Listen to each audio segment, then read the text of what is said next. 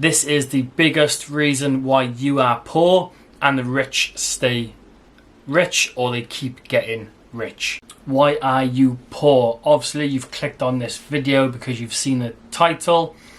So obviously if you've clicked on this video, it means you're poor and you're looking on how you can get out of that and start earning some money and become rich. I'm going to give you the #1 tip on how you can get rich quick. So yeah, the internet is full of how to get rich, how to make money, passive income, investments, etc, etc, etc. And obviously you're just watching them, maybe sitting back, living paycheck to paycheck, and you don't know what you're doing wrong. So hopefully in this video I can help you get on the right track and start earning some savings. Maybe a saving for a deposit for a property, saving for a holiday, anything really. Let's just get you saving, and then we can think of a goal along the way. So yeah, if you do follow this channel, I put a YouTube short out a couple of weeks ago, and it's pretty much why the poor stay poor. And that's pretty much exactly what I'm going to cover in this video, but just go in a little more in depth about it. If getting rich is something you are interested in, I highly recommend reading Rich Dad Poor Dad. You can find the link in the description box below. That'll just take you straight to Amazon where you can buy the book. I highly recommend reading this book. It will help you a lot when it comes to saving money. But yeah, before we get into this video, please hit that like button and also subscribe if you're not subscribed yet. But yeah, let's get into it. Enough talking. This is the biggest reason why you are poor and the rich stay rich, or they keep getting rich. And then it's as simple as you're not paying yourself first. So this is what the rich do perfectly well, and what us people, the middle class people, the poor people, don't do. So we live paycheck to paycheck. At the end of the month, if we do have something left, we put that into savings. So at the end of the month, if we have like £100 left, £80 left, we will then put that into savings. We don't want to be doing that. We want to be doing completely the opposite. So at the start of the month, you pay yourself. So treating it just like you would as a bill. So a car bill, finances, electric, gas, phone bill, something like that. Just a normal bill. You then create a standard order, direct debit, whatever it is, into a savings account, and you use that as a bill. So like I said, just like a phone bill, at the start of every month, you just put some money to the side, and that's your savings for that month. How much do you save? That's what I'm going to get to next. So yeah, the magic number of saving is 10% of your wage. That's the minimum. If you can do more, perfectly. If you can do less, then that's just got to do. Start as little as you can.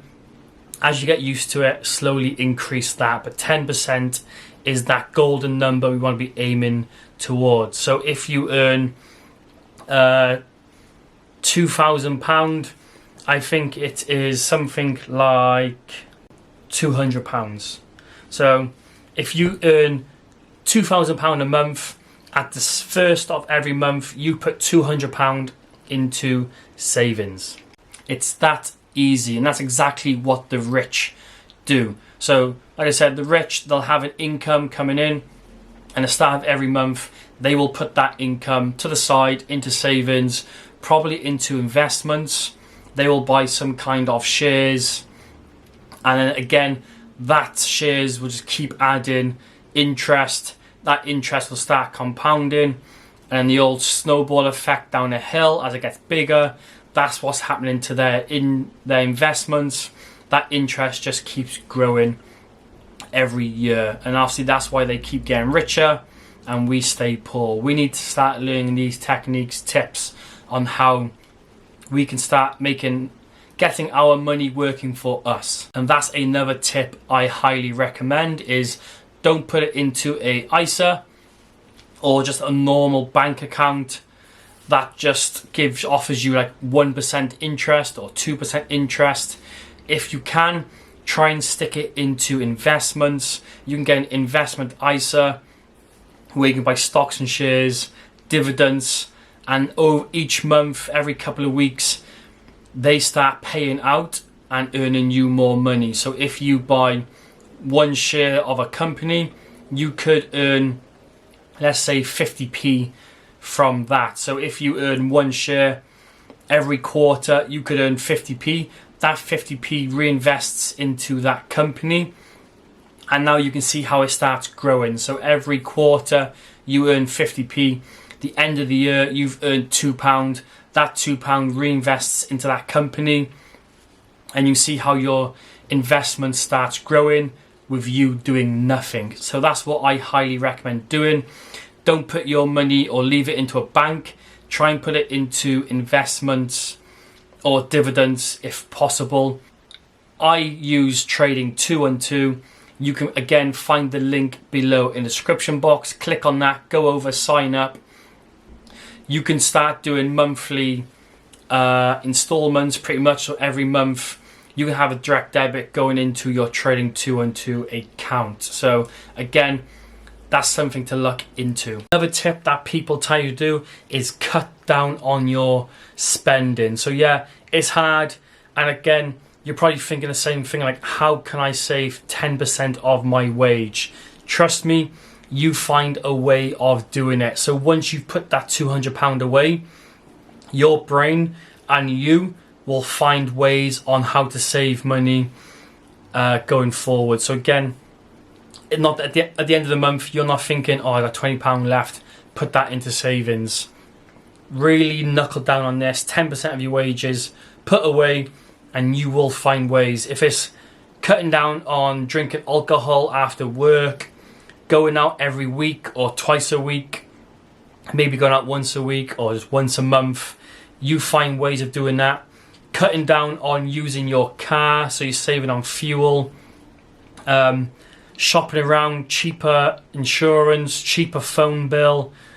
Again, all these little things add up. Like, I do it every year. Car insurance, I will shop around for cheaper car insurance, sign up for that one. Phone insurance or phone contract, I'm always shopping around. So once my phone contract's up, I will look for a much cheaper deal around and sign up for that. And again, I'm trying to save or spend as less money as possible and save as much money as possible. And then going back to savings, like I said, myself, if I save £200 a month, at the end of the year, I would have £2,400 saved up. So that's just a year. I could save up to £2,500 a year.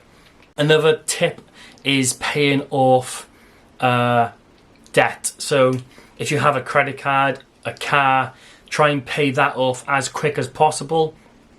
Again, if that's using your savings, to pay that off as quick as possible, and then once that's paid off, that's more money into your savings. So yeah, if you pay, say, £150 off a month, if you put that £200 which you normally put away a month, that 10% of your wage, put that on your car, so you're paying an extra £50 a month off, let's say.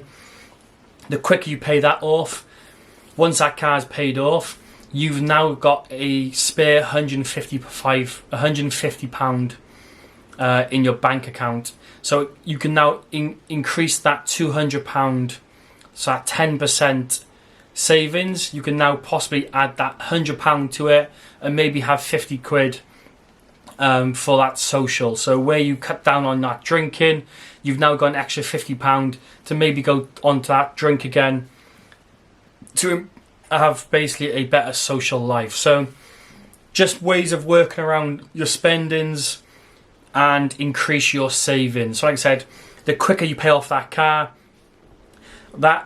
payment now gets added onto your savings, and you just almost doubled your savings a month. And I hope this video helped you save some money, how you can save some money, work around it, and go forward. Please put in the comment box below if this helped you, if you're going to include this tactic into your savings, and please hit that like button if this has helped you, and also subscribe for more of these videos.